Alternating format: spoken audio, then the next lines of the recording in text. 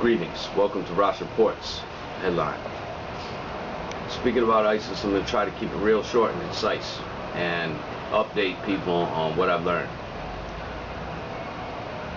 There's a battle raging in Tikrit, which is Iraqi territory. The oppositional forces include the implanted Iraqi government and the Iranian government is coordinating the attack on ISIS, and they are very successful. We've reported that this group has been split, and it's at least split in two places. One faction of the group is operating in Iraq. The other faction of the group is operating in Syria.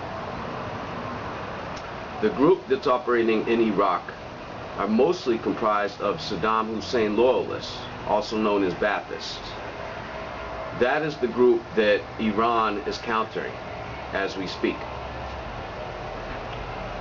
Once Tikrit is regained, then the next goal will be Mosul. The battle will continue to be orchestrated by Iran until it begins to interfere with U.S. interests.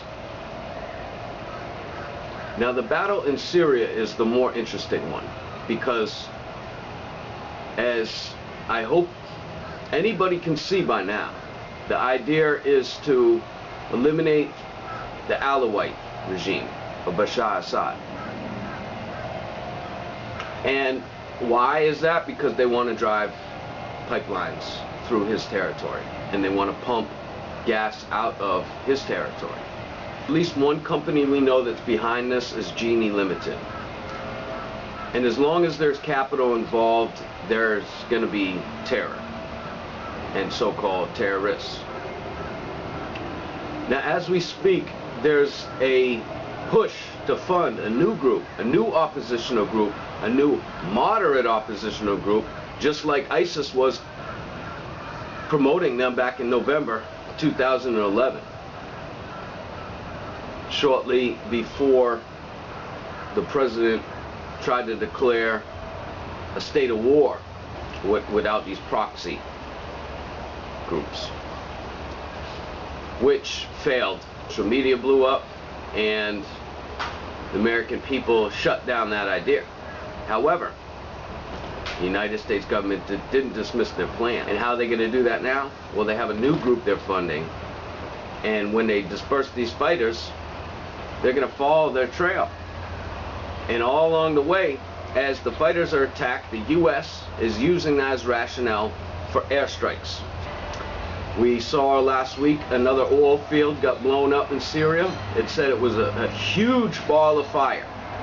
So as much of destruction we've already done to our mother, now we can guarantee that because of this war, much more has been done. Jihadi John, I failed to mention the parents of the ones that were supposedly murdered by this character in the mask are calling